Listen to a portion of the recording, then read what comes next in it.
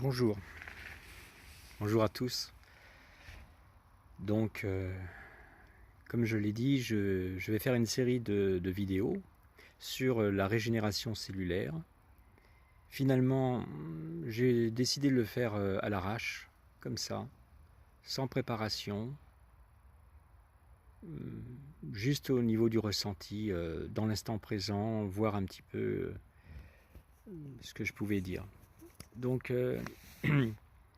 dans la régénération cellulaire, il y a beaucoup de sujets à aborder et je ne sais pas lesquels on va aborder. Donc je vais lancer cette vidéo par rapport à mon ressenti, par rapport à ce que je veux faire. Donc je me suis lancé là au mois d'août. Nous sommes dimanche 4 août 2019.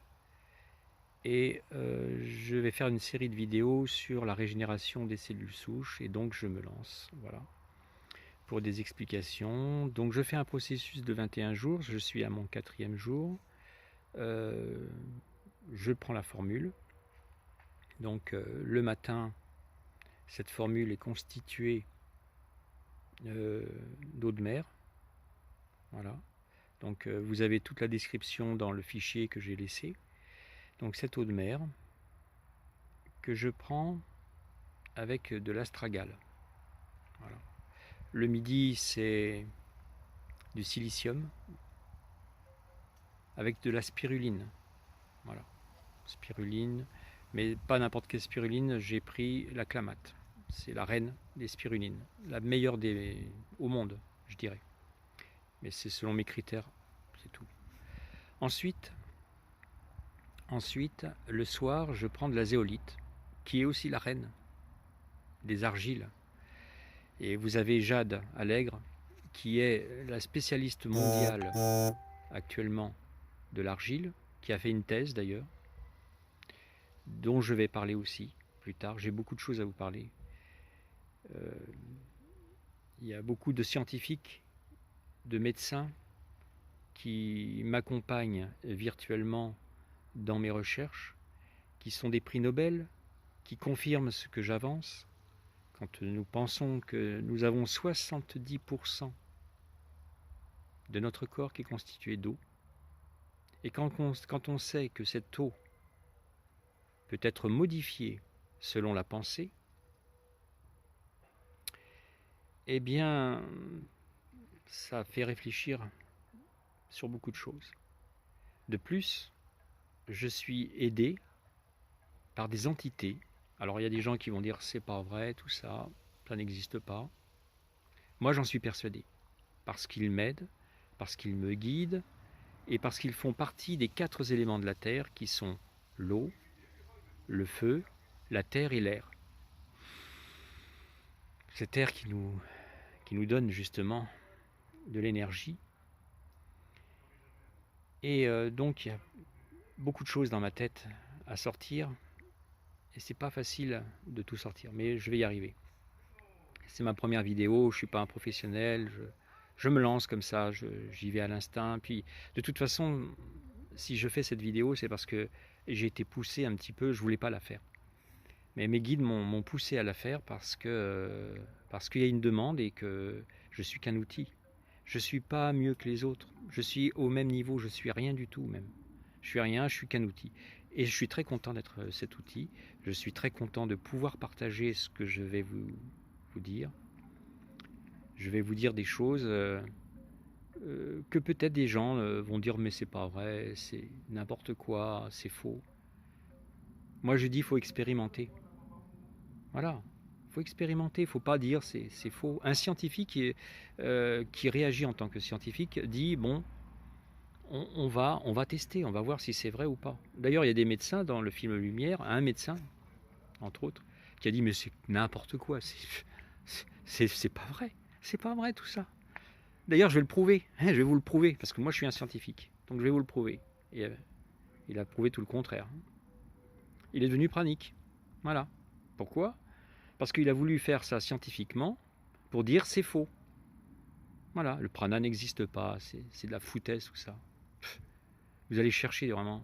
Puis le corps humain, on voit bien, il a des dents, Il a un estomac. L'estomac, c'est fait pour être rempli. Eh ben non. Eh non. Le corps humain, tel que les médecins apprennent dans leur école, c'est pas pour soigner les gens. Ben non. Mais non, mais non. C'est pas pour soigner les gens. C'est pour entretenir la maladie. Voilà. Et comme ça, ils peuvent se construire leur deuxième piscine. Bon. Je ne vais pas aller trop sur ce sujet-là parce que sinon je vais me faire incendier. Mais enfin bon, toute vérité n'est pas forcément bonne à dire. Donc je continue sur le sujet. Notre estomac, c'est un générateur d'orgones. Qu'est-ce que c'est que l'orgone? O-R-G-O-N-E. Eh bien l'orgone, c'est le prana. C'est ce qu'on peut capter qui peut nous donner une énergie, une force vitale, de l'essence de vie. Voilà, c'est ça. C'est ça l'orgone, et c'est un capteur de cette énergie-là. Donc quand on parle de générateur d'orgones, cela veut dire qu'à l'intérieur de notre estomac, lorsque notre corps est utilisé dans de bonnes conditions et tel qu'il doit l'être, évidemment on n'est pas né avec une notice. Et personne, depuis au cours des temps, n'a su comment fonctionnait le corps. Et moi, je ne vais pas prétendre vous enseigner quoi que ce soit sur le fonctionnement du corps. Je vais juste vous transmettre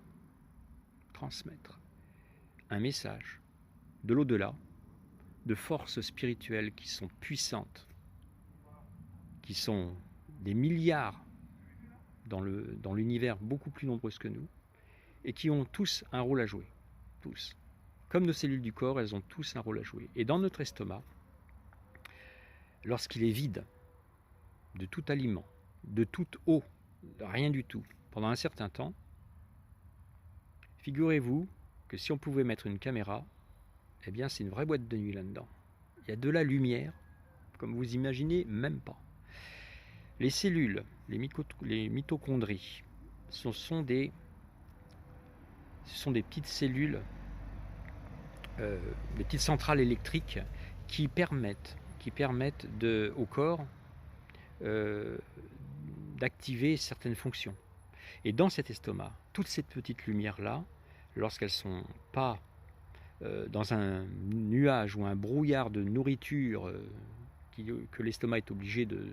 Parce que c'est vrai que notre estomac, il a plusieurs fonctions, on peut l'utiliser différemment. Tout comme une poubelle. Vous connaissez la poubelle? Une poubelle de 300 litres, toute neuve. Vous venez de l'acheter. Alors, elle est toute neuve, mais vous la nettoyez à l'eau de javel. Ensuite, vous la remplissez d'eau propre. Vous rentrez dans cette poubelle, qu'est-ce que ça fait? Une petite piscine, ou un jacuzzi, ou ce que vous voulez. C'est plus une poubelle. Et cette poubelle-là, vous pouvez l'utiliser pour mettre des sacs poubelles remplis d'ordures. C'est ce que nous faisons, la plupart des humains, c'est ce qu'ils font. Ils mettent dans ce sac, qui est l'estomac, des choses qui n'ont rien à voir avec la fonction première de l'estomac. La fonction première de l'estomac, c'est de générer du prana, c'est de générer de l'essence de vie, c'est de générer une force active. Et tout ça géré par les émotions. C'est les émotions qui sont absorbées par l'estomac. Absorbées par l'estomac.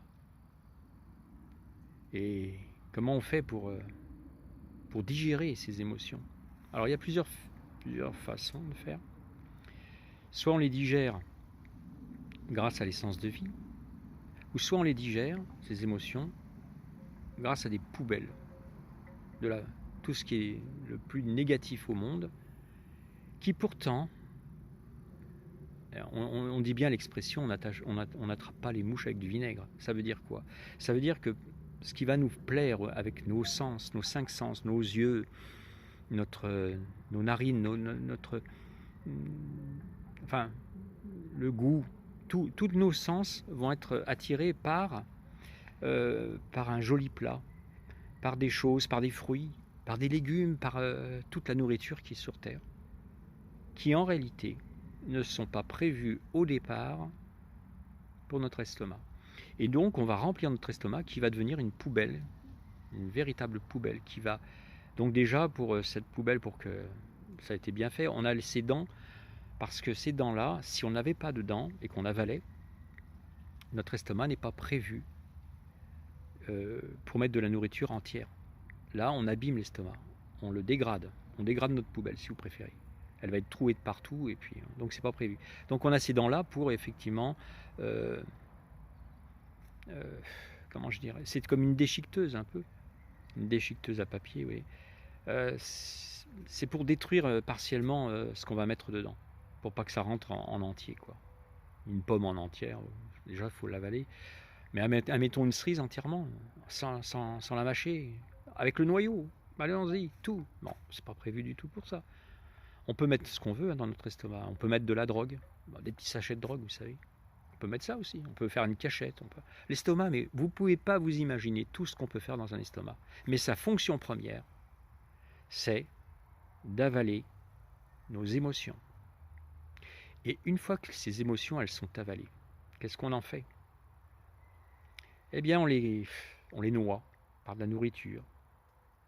On met plein de choses dedans et puis voilà, c'est noyé, c'est tranquille, on se sent beaucoup mieux.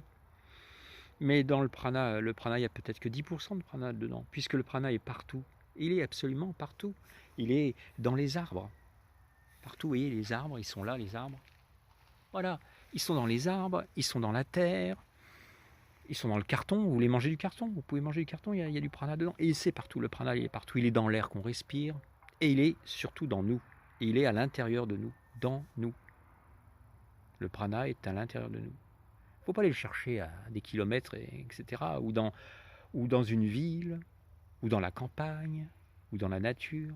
Évidemment, dans un endroit qui, au niveau vibratoire, comme à la campagne, ou en montagne, ou en mer, peu importe, dans un endroit paradisiaque, où il fait beau, au niveau vibratoire, c'est très intéressant. Pourquoi? Parce que ça ouvre vos chakras. Et quand vos chakras sont ouverts, le prana, à l'intérieur de vous, est beaucoup plus disponible. Mais sachez que vous avez 20% de prana obligatoirement chez vous. En dessous de 15%, vous êtes mort. Celui qui a du prana en dessous de 15%, ça y est, il est mort. Terminé. Il a 10% de prana, il est mort. Il a 14%, il est mort. On a 20% de prana. Et on peut augmenter ce prana jusqu'à 80%, voire plus. Mais déjà, quand vous avez 80% de prana, vous êtes pranique. Tout simplement, vous êtes pranique à 80%, à partir de 80%. Et comment fait-on pour devenir pranique? Alors, ça va vous surprendre. Je ne suis pas du tout pranique, moi. Apparemment, je ne suis pas pranique. Mais j'ai toute la machinerie pour être pranique. Je sais exactement comment faire pour être pranique. Le plus difficile, c'est les corps. On a 4 corps. Je vais vous l'apprendre parce que vous ne le savez peut-être pas. Ah si, vous le savez. Ah, vous savez que vous avez 4 corps. Oui, mais il y a des choses que vous ne savez pas. Il y a le corps mental, le corps spirituel, le corps émotionnel et le dernier corps. De ces 4 corps, c'est lequel? Le corps physique, le corps mental, le corps spirituel et le corps émotionnel. J'ai dit les 4 corps. Bon. Quand ces 4 corps sont alignés, c'est-à-dire qu'ils sont tous d'accord, quand nos chakras ils sont bien alignés, on peut capter le prana. Ouais, on peut le capter. On peut l'absorber à l'intérieur de nous. Mais on peut le prendre aussi à l'extérieur. Oui, ça peut se faire. Ça peut se faire. Tout peut se faire. Et finalement, on croit qu'on connaît tout, mais on ne connaît rien. Et je ne connais rien. Mais je vais quand même vous passer un message sans savoir. Il y a des choses que je ne sais pas, évidemment. Je ne connais pas tout. Mais je connais des choses. Et j'ai un message à faire passer. Donc, les 4 corps, parmi ces 4 corps, il y en a 2 qui sont contre nous et 2 qui sont avec nous. Alors ceux qui sont avec nous, c'est le corps physique. Bon, lui, il fait ce qu'on lui dit, hein. Il n'y a pas de problème, hein. Si votre main met quelque chose dans votre bouche pour l'avaler, le corps physique, il le prend. Et il analyse, il fait ce qu'il veut, il va le broyer, il va l'éliminer, il va faire... Voilà, c'est le corps physique. Vous avez le corps, comment dirais-je, le corps spirituel, il est en vous, il existe dès la naissance, et lui, il est un peu comme le corps physique, il a déjà quelque chose en lui qui est acquis, et on peut développer ce corps spirituel à condition d'avoir déjà cette fonction en nous. Il y a des gens qui ne sont absolument pas spirituels, qui ne seront jamais spirituels et que ça les gonfle. Le spirituel, ça les gonfle. Bon, mais c'est des gens comme ça. Il y a des gens, c'est pas grave, il faut de tout pour faire un monde. Mais ça sera très difficile de les faire devenir spirituels. Bon, enfin bref, vous avez le corps physique, c'est votre physique, on ne peut pas le bouger, il est comme ça, votre corps spirituel, on peut l'améliorer, mais il faut déjà être spirituel. Ensuite, vous avez le corps mental, qui lui est un obstacle. Il peut être avec vous, votre allié, mais le corps mental, c'est quelque chose qui peut vous empêcher de devenir pranique parce qu'il réfléchit, il commence à vous dire, parce qu'il a des choses, le corps mental, qui sont pas forcément... il a tout, il a du positif, il a du négatif, mais il a une action directe sur il vous influence, le corps mental, en disant, mais non, si tu ne manges pas, tu vas mourir, c'est obligé, tu vas mourir. Ça, c'est le corps mental. Il va vous dire des choses qu'il croit, parce que le corps mental ne sait pas tout. Il a appris des choses, il croit connaître des choses, et puis voilà.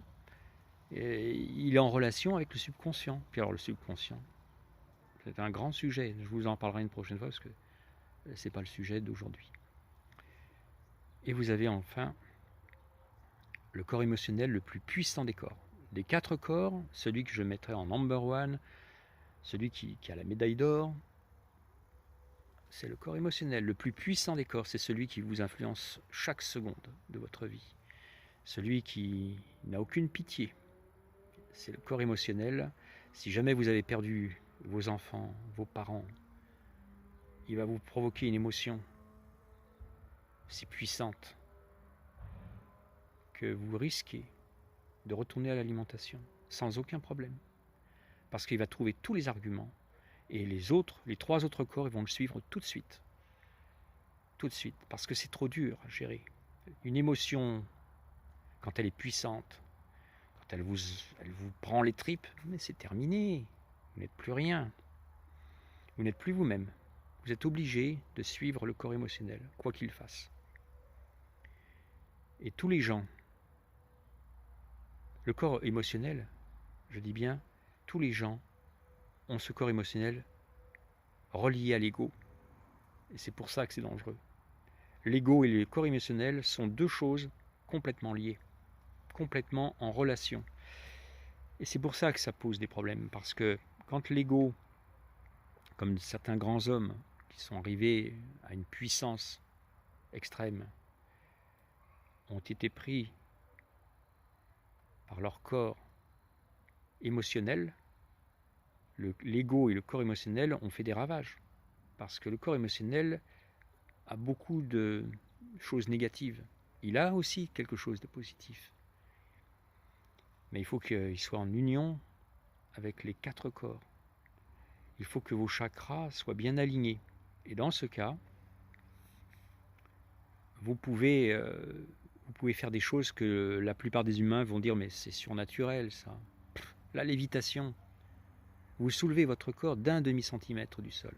Les gens vont dire, c'est n'importe quoi, 1 demi-centimètre, c'est rien du tout. La lévitation, c'est de la merde, c'est rien. Ça sert à quoi? Oui, mais celui qui peut faire 1 demi-centimètre de lévitation, il peut faire 1000 mètres s'il veut. Il n'a pas besoin d'être comme Zapata. Il peut devenir un être qui sera considéré comme surnaturel, alors que c'est complètement naturel, que c'est uniquement le magnétisme de la Terre, et que c'est comme des aimants qui se retournent. Vous prenez 2 aimants, vous les retournez, ils s'opposent. Soit ils se rapprochent, soit ils s'opposent. Quand on maîtrise l'électromagnétisme du corps, la biochimie du corps, la microbiologie du corps, quand on connaît comment fonctionne un corps à l'intérieur, au plus profond des cellules, on a comme une lueur d'espoir sur l'humanité. On sait où est le chemin, on commence à comprendre quelle direction on pourrait prendre. Et on se dit, mais comment peut-on faire croire à l'humanité ce qu'elle ne croit pas depuis 2000 ans?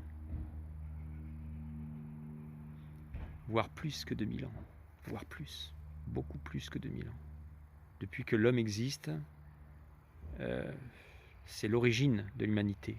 Vous savez qu'Adam et Ève se nourrissaient de prana, et Dieu leur a dit, je vais vous faire un paradis, et si vous voulez vous faire un barbecue avec des sauces... Non, il n'a pas dit ça, il n'a pas dit ça du tout. Il a dit, il y a des fruits là, mais il y a un seul fruit, il ne faudra pas manger. Mais tous les autres fruits, vous pouvez manger, c'est pour vous. Si ça vous plaît, mais vous n'êtes pas obligé d'en manger, c'est qu'un plaisir, hein. C'est juste un plaisir. Et je ne vous dis pas, les fruits du paradis, ce n'est pas les fruits de maintenant, hein. Ça n'a rien à voir. Bon, moi je ne rentre pas dans la religion, je vous dis simplement qu'à l'époque, ils mangeaient du prana. D'ailleurs, il n'y a pas de politique, il n'y a pas de religion, il n'y a pas de guerre, il n'y a que de l'amour. Sur le site, sur le groupe, c'est l'amour en premier. Pourquoi? Parce que le prana, il est rempli d'amour. Le prana, c'est des particules d'or d'amour qui viennent de la source. Vous l'appelez comme vous voulez, c'est la source qui nous donne ce prana. Et le prana, l'origine du prana, ce sont des particules d'or infimes, des particules d'amour qui sont données dans tout l'univers et dans tous les univers. Donc voici ma première vidéo. J'espère qu'il y en aura d'autres. C'est vous qui allez décider. J'attends votre retour. J'ai tellement de sujets que finalement j'ai l'impression que j'ai pas du tout besoin de me préparer. J'ai abordé 2-3 petites choses comme ça. Mais j'ai tellement de choses à dire. Ce que j'ai dit aujourd'hui représente 0,001% de ce qu'il y a là-dedans. Et là-dedans, dans mon cœur aussi. Je vous souhaite une bonne régénération. J'espère que ce groupe va vous plaire. Je ne veux pas de guerre. Je veux que vous vous aimiez les uns les autres. Parce que les futurs praniques du futur monde seront dans l'amour et pas dans la haine. Dans la haine, il n'y a pas de prana. Mais dans l'amour, il y a du prana. Je vous fais un gros bisou. À bientôt.